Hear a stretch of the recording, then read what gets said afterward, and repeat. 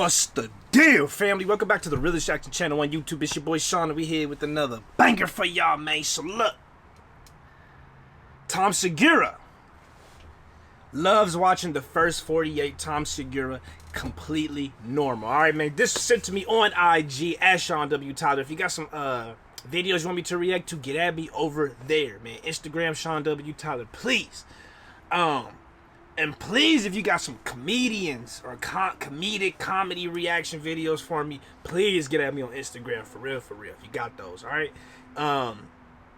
We about to run this up, man. If you don't know who Tom Segura is, he's an American stand-up comedian, writer, actor, and podcaster. Co-host the Your Mom's House podcast with his wife, fellow comedian Christina Pazitsky, all right? That's pretty much it. Real simple right there. He loves watching the first 48. Man, I used to love watching the first 48 too. I'm not going to lie, man. I haven't watched it in a long time, but great show. Great show. You know what I mean? You learn a lot. You feel me? So we going to check this out, man. See what his take on the first 48 is, man. Hit that like button, subscribe if you want to see more.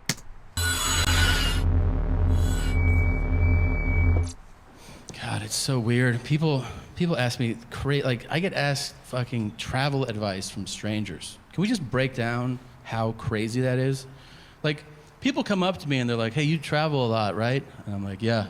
I'm like, where should I go? I don't fucking know you, man. Hey, what kind of question is that? What the fuck do you like?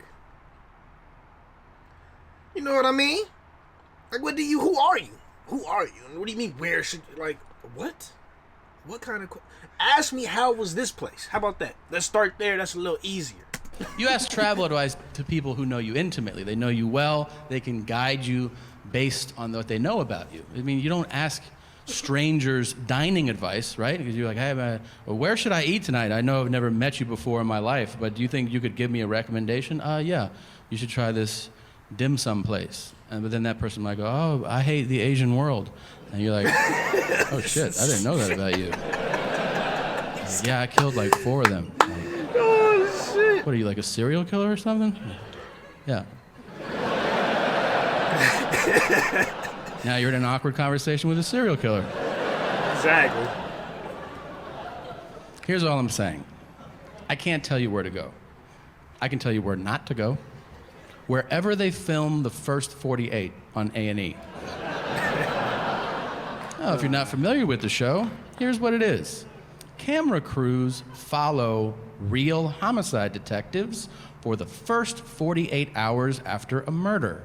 And the reason that time distinction is so important is that after 48 hours, they give up on that murder. Exactly. I was gonna say it, but I was gonna see if he said it. But I was gonna be like, bruh, they say in the first, after 48 hours, the chances of solving the crime is way less likely, which is true. This is true. But really, they just be like, fuck it. You know, it's too much shit. You know, in 48 hours, you already got 2 other bodies. We got 2 more bodies we gotta figure out in 48 hours within the 48 that we in between right now with this body. Yeah.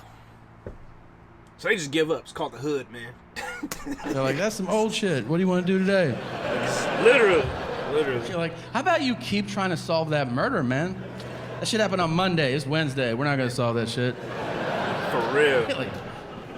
There are so many amazing moments on that show. So many. A lot of the episodes take a similar path. I'm blown away, first of all, at how many times there's a witness to a murder. It's crazy. I always thought murders happen in dark alleys. Nobody saw shit. No. Every other episode, they're like, you see that shit? And the guy's like, I saw that shit. Yeah. Where? Right fucking here. Really. I was standing here, and then he killed that dude there. Like, minimal details. What'd he look like? He was like 5'2" to 6'8", something like that. And they're like, that's the fucking description you're gonna give us? Uh-huh. Anything else about him? Yeah, he had ears too. Thanks, man. No problem. They still will sketch that shit out. And they show it to people. Do you know this guy? And everyone's like, nah. But then one guy will be like, yeah! Bro, the first 48 is real interesting, bro. Because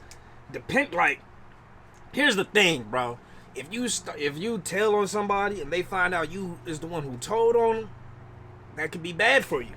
Very bad for you, even if you seen it.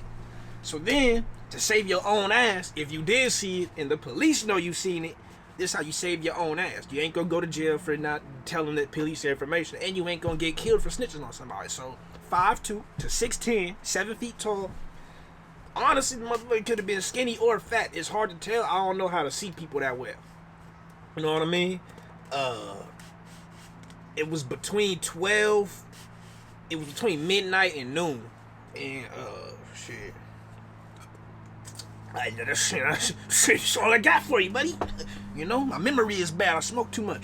You gotta save yourself sometimes. And then you got people in there straight snitching, which is crazy. I'm sure he gonna get to that too. That's Cricket right there. You're like, oh shit. That's Cricket. You know him? I've been knowing Cricket 27 years. What's his real name? Man, that's just Cricket. I don't even know. Stop being white and weird. That's a perfect fucking impression, and you know exactly who that was, okay?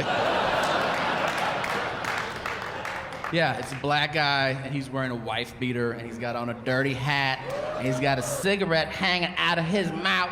And he looks like he's about 33, but you find out he's 76 years old. And he speaks super aggressively to the cops. I've been out here for a minute! And they're like, all right, Jesus. All right, that was good. That was good. That was a good impression. When was the last time you saw him? He came through with jellyfish last week. They were looking for some smoke. And they're like, all right, Jesus Christ. They always cut to the whitest detective from that guy, too. They cut from that guy to the guy who's like, I don't think he's going to help us out. We're going to have to find Cricket on our own. Yo, he really watched this show. He really watched the first 40. They will go to the whitest dude and be like, yeah, we didn't really get a chance with that one. Yeah, it seems like this one's gonna be a cold one. He won it with that one. That's the realest shit they be doing. I never thought about that. That show has the best moment in television. It's the most dramatic thing you could ever see, because it's real life, and that is the interrogation. The interrogation is amazing, because here's the thing about drama. If you want to have a great, dramatic moment, raise the stakes. Guess what? There's no higher stakes than somebody being questioned about taking somebody else's life. It's inherently compelling television. It is also super serious. But the detectives insist on using the suspect's street name, so the whole thing turns into a fucking cartoon. Like, they're literally like, your life is on the line. We need to talk to you. Why don't you have a seat? Little stank, why don't you sit down for a second?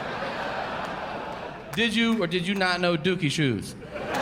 They do be saying the nicknames tough. I don't know no Dookie Shoes. I got a picture of you hanging out with Dookie Shoes. I mean, I seen him. I seen him. I don't know. Hey man, I seen him around, but I don't know him. That's the number one thing cats be saying on that show. I seen him around.